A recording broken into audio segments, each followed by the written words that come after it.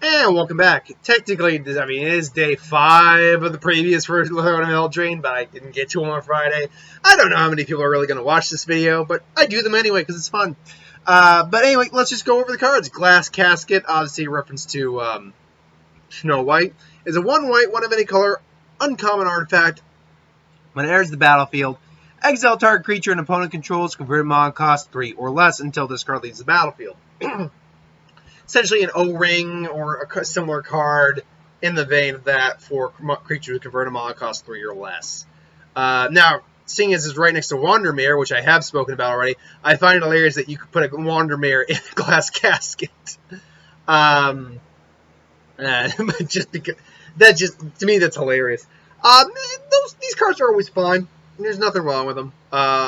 They're good removal, especially at white 2 mana. You'll use at least one if you're in white. Deafening Silence is 1 white, 1 up for an uncommon enchantment. Each player can't cast more than 1 non-creature spell each turn. So, if you're in a creature-heavy deck, this will be a great card because you won't have a lot of non-creature spells to begin with. Otherwise, I'd pass. Frankly, it's limiting both of you, so not something I'd particularly be a fan of. Now, don't get me wrong. If you're in a deck that can make use of this and you drop it down on turn 1, I can see some fun shenanigans, definitely. But ultimately, it's just sort of, it's all right. It's necessarily not a terrible card, but it's not a card I'd personally go for. Thunderous Snapper. It is the Simic of a hybrid 4 mana card, so 4 hybrid green-blue mana. 4/4 for another Turtle Hydra. This one is actually in the set. The other one's in the Brawl deck. Uncommon, whenever you cast a creature spell with converted mana cost 5 or greater, draw a card. It's a good card. There's really little I can say other than that it is a good card. It would probably find its way into one of my decks, certainly. My Reptile deck is a green-black, I think my Reptile deck is a Soul Tie. It might just be a Simic. I'll have to double-check that. But, I got so many Simic decks that I could easily put this in if I wanted to. So, good card overall. It's a decent card. It's a 4/4 for 4. That's usable in its own right. Especially in hybrid mana, pretty easy to play. Oathsworn Knight, which is basically the Black Knight, is 2 black, 1 of any color for a human knight, 0/0. It comes out with 4+1 counters on it. It attacks each turn of combat, and if damage will be dealt to it, prevent the damage or remove a +1 counter from this card. It is the Black Knight from Monty Python. It's only a scratch. It's a flesh wound. Keeps attacking. He keeps losing a limb. Eventually, he will be nothing more than a head on a stick. Still, overall, a pretty good card. And if you can get more +1 counters on him, he actually becomes a much more valuable card after that. So, there's potential with him. Absolutely, there's potential with him. Knight of the Keep is just a vanilla creature. 3/2, 1 white, 2 of any color, human knight. Standard bread and butter vanilla creature, and it's a good card. It's a perfectly serviceable creature. For 3, a 3/2 is perfectly fine. Raging Redcap Goblin Knight, 1/2 double strike for a red and 2 of any color. I can think of worse cards. It's got double strike. Double strike's always been a decent ability. And honestly, depending on what it's an overpowered ability. Otherwise, it's a decent ability. You're honestly swinging in for a 2. So treat it as a 2/2 for 3. And then, of course, there's equipments and enchantments, power-ups you can do for it. So potential is there. Lost Legion, 2 black, 1 of any color for a common. Spirit Knight, 2/3. Enters the battlefield, you scry 2. A 2/3 for 3 is perfectly serviceable. You get to scry, so it has an ETB, enter the battlefield. It has an ETB effect, so look, it's a good effect. It's a good card. Good common card, absolutely. Ogre Errant. 1 red, 3 of any color for a 3/4 Ogre Knight. Common. When it attacks, another target attacking knight gains menace till the end of turn. In the knight deck, it's fantastic. Otherwise, it's a 3/4 for 4, which, in a sealed event, it's going to be, a fill-in creature. Which, to be fair, in a sealed event, you're probably going to be running on some knights if you're going to be running this card. Either way, perfectly serviceable card. One of the better, it gives another knight an ability card. So I'm okay with it.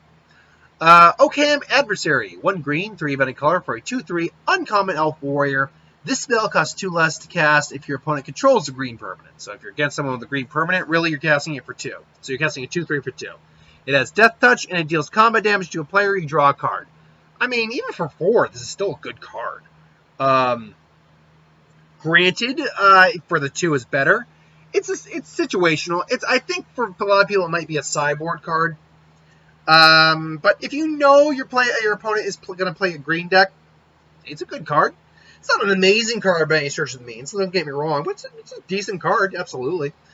Red Cat Melee. 1 red for a uncommon instant. Deals 4 damage to target creature or player. If it's a non-red creature if a non-red creature is dealt damage this way, you sacrifice the land.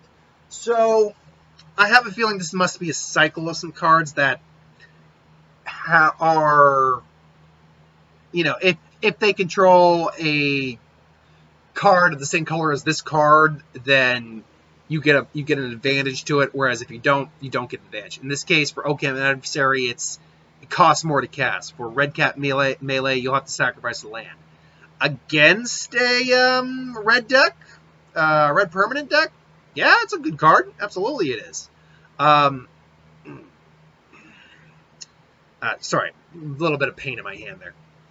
We have a punching bag, and I ended up hitting it the wrong way one day, and I'll be honest, I think something's a little dislodged in my finger.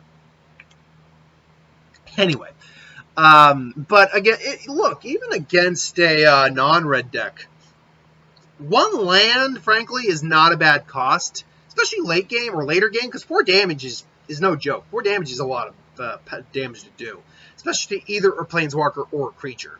So, because you could easily take out pretty much any of the planeswalkers that currently are in this set, except for Garrick. I think Garrick starts with 5 loyalty with this card. So, yeah. Spectre Shriek, 1 red, 1 black, sorcery, uncommon. Target opponent reveals their hand. You may choose a non-land card from it, and if you do, that player exiles this card. If a non-black card is exiled this way, exile a card from your hand. Another one in that cycle. Basically, you get to exile a non-land card from their hand. But if they're not playing black cards, you also have to get rid of a card.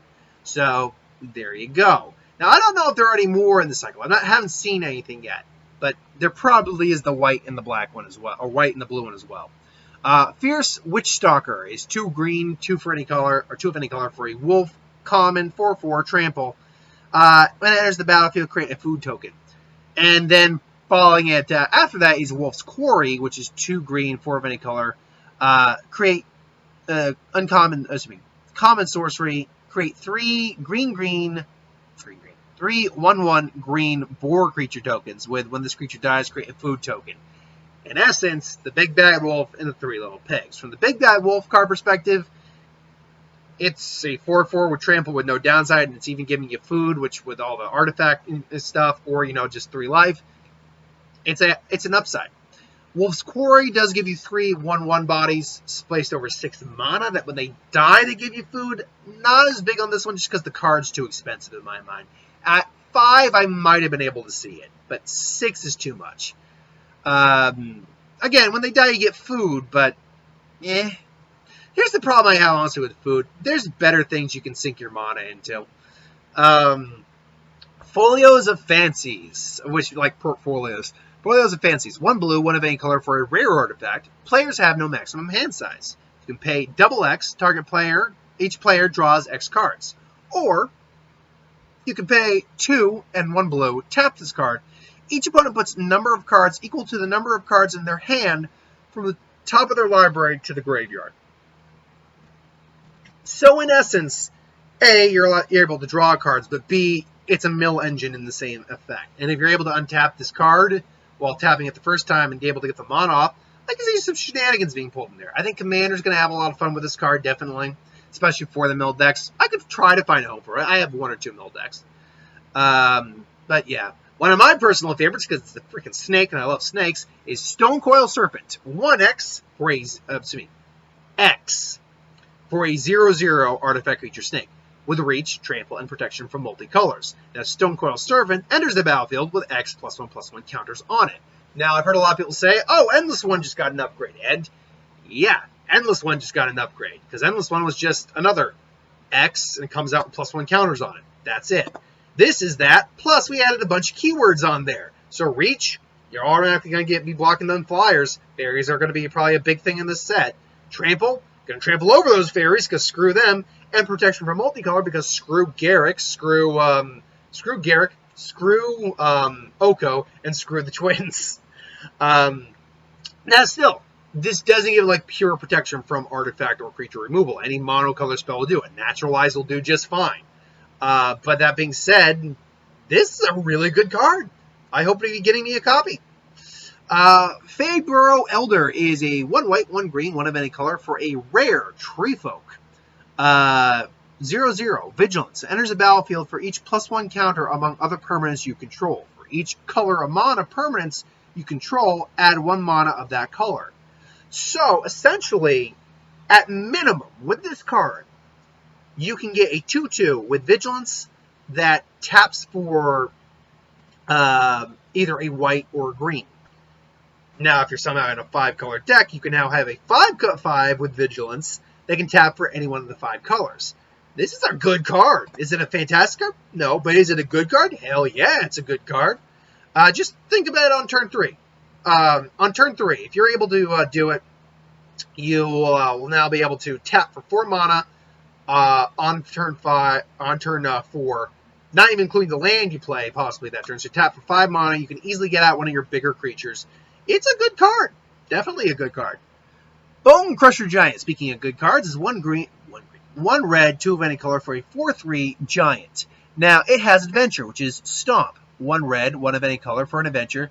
Damage can't be prevented this turn and deals 2 damage to any target.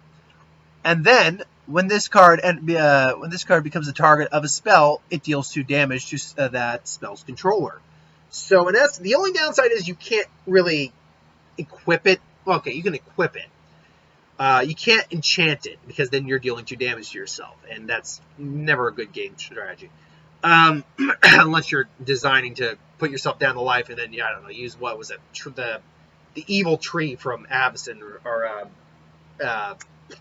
Shadows over Innistrad, or was it Eldritch Moon? I can't remember. The one that, instead of swapping your life with its power and toughness, swaps your opponent's life with power and toughness, something like that. Trust me, there are shenanigans that can be done with that set, or with that combo. I still need to pick one of those up. That's what card I definitely need to pick up. As it stands, though, it's a 4/3 giant for 3. That's a really low-costing giant. That's going in the giant deck. Trust me, I have a giant deck, and I will do that. But look, you get a good burn spell out of it. You get a shock. It's a little bit more expensive, but damage can't be prevented. And then you basically have a card that can't really be targeted without ramifications, which means they need at least, say, what was it again? They need at least a red cat melee could take care of it, definitely, but you're still taking 2. Otherwise, it's going to be having to duke it out with other creatures. So, yeah, it's a good card. A card that I want to say is good, but it's just kind of on the weird side right now, is Ventress Gargoyle. 1 blue, 1 of any color for an artifact creature, gargoyle, rare card. Flying, 5/4 for 2, amazing. But it cannot attack unless a defending player has 7 or more cards in their graveyard. Not honestly that hard to do with some of the mill in this set, and just in general. But it also can't block unless you have 4 or more cards in your hand, and each player puts the top card of their library into the graveyard by tapping this card. So you can eventually get to the attacking one. But having 4 cards in your hand to cap this thing as a blocker, that's not that hard to do, honestly. And as long as you're in the right kind of deck, getting 7 cards in your opponent's grave is not that hard to do. Hell, Tome Scour gets 5 in there with just 1 mana. You can do that like instantly. The thing I think I'm gonna, assuming I get this card like in a pre-release or whatever, if I get this card and use it, I'm really just going to be focusing on getting those 7 cards in, but I'm going to be keeping it as a big beating defender for that time being. After I get to the 7 cards, it's not going to matter for the defending purposes. Then I'm just going to be swinging with a 5/4 flyer. Again, not that hard to do. Early game, it's going to be a little bit more difficult, and then when you get into late game, you may have some problems, but there aren't a huge amount of flyers in the late game, or a huge amount of flyers in the set, and I'm thinking sealed right now, that could really match up to this. You got Opportunistic Dragon, which is a 4/4. Got the Archon, but really it's actually on the pretty slim side when it comes to the flyers right now that are big enough to take this thing on. So It's an interesting card. Can't say whether or not it's good or bad. We'll have to wait and see. The Magic Mirror gets a card. A mythic legendary artifact, blue, 3 blue and 6 of any color. Jeez. However, this spell costs 1 less to cast for each instant and sorcery card in your graveyard. Pretty easy to do if you're in that kind of deck. You have no maximum hand size. And again, a trait I'm kind of noticing here. At the beginning of your upkeep, put a knowledge counter on this card. Then draw a card for each knowledge counter on it. Essentially, you're going to be drawing out your entire deck. But until then, you will be getting, whatever you want pretty much each turn. You'll be getting a new card each turn. You'll be getting at least 2 cards, 3 cards. It's once you start drawing, I think, 4 cards, you're like, okay, I need to start making use of the cards I have and quick. Now, that being said, you could also just get rid of the card. Absolutely. You can find ways to destroy it. There's cards that sacrifice artifacts, stuff like that. So if you start to hit the point that you're just drawing too many cards, decking yourself out. That being said, it does occur to me that Jace is a thing. You know what? This card combo is great with Jace from, actually, do I even have him in the binder? Or did I put him in a deck? 1 second here. No, I must have put him in the deck. This guy actually combos great with Jace. Oh, God, I can't remember the one. The one, because basically you can win the game by decking yourself out. That with Laboratory Maniac, things along those lines. So I can see combos being made, certainly. And it's 3 blue, so you're going to be in the blue deck with this guy.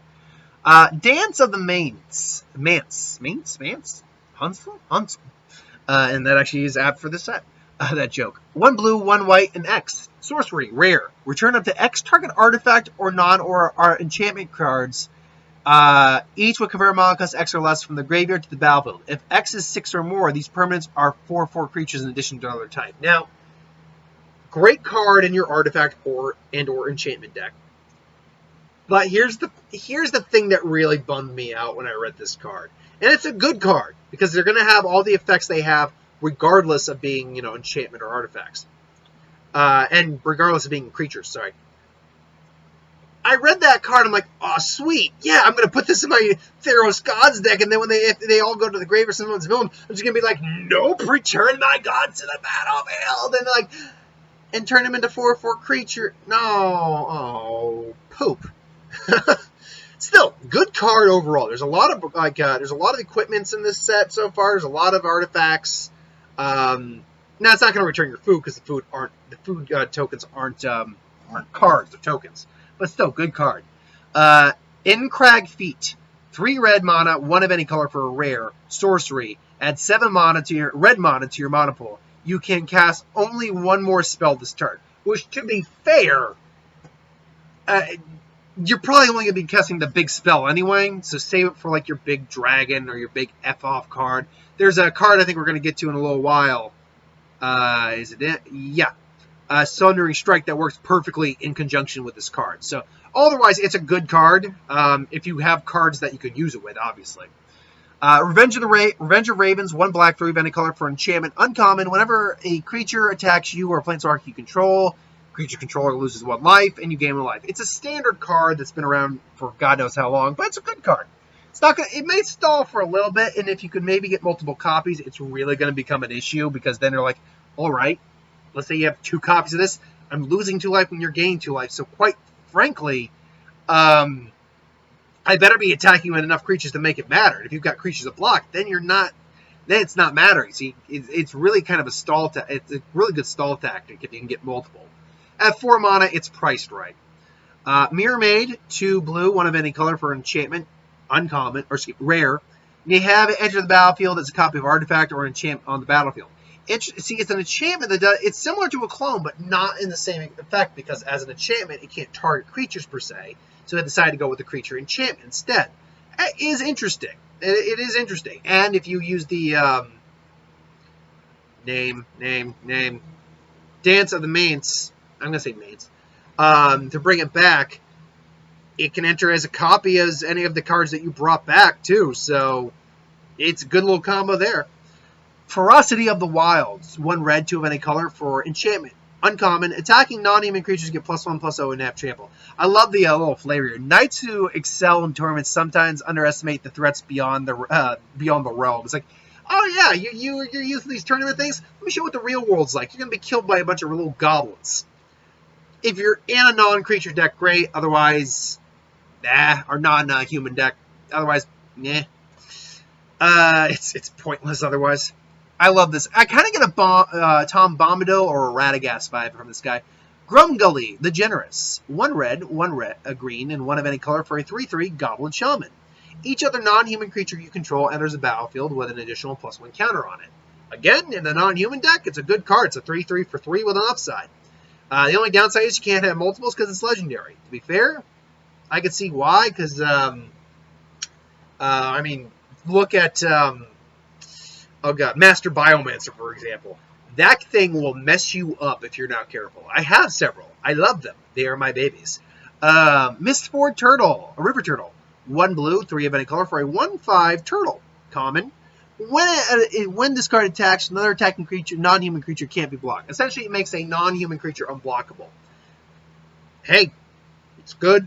Again, going with the non-human theme, like that turtle. You have a teamer deck going on with Grumgully there. You can make a combo work, absolutely. Then Ferocity of the Wilds, there you go. There's your combo right there. Red Cap Raiders, 1 red, 2 of any color for a 3/2 Goblin Warrior. When it attacks, you may tap an untapped non-human creature you control. If you do, this guy gets +1/+1 against trample, making it a 4/3 trample. 4/3 at common. If you got fairy tokens, sure. Goblins, sure. Not the worst. Origin, 1 red, instant, common. Targeted attacking creature goes +2/+2 end of turn. Each attacking non-human creature gets trampled at the end of turn. Great, solid overall, honestly. It's a decent card. Lock Dragon. I think I've already spoken about this guy before, haven't I? Did we ever go over Lock Dragon in one of the other videos? I feel like we did. No? Okay. Lock Dragon. It's the Izzet hybrid of the cycle. 4 Izzet hybrid mana, red-blue, for a 3/2 dragon. Uncommon. Flying. Whenever it enters the battlefield or attacks, you may essentially loot or rummage as it is. Discard a card, then draw a card. Solid little draw engine, definitely. How often you want to be doing that, I don't know. But hey, look, I can see uses for it. It's another low-costing dragon for a change, which can go into the dragon decks I have. Sundering Stroke. This is the card that can work in conjunction with Inren Crag Feet. It is 7 mana, 1 red, 6 of any color for a rare sorcery. Deals 7 damage, divided as you choose among 1, 2, or 3 targets.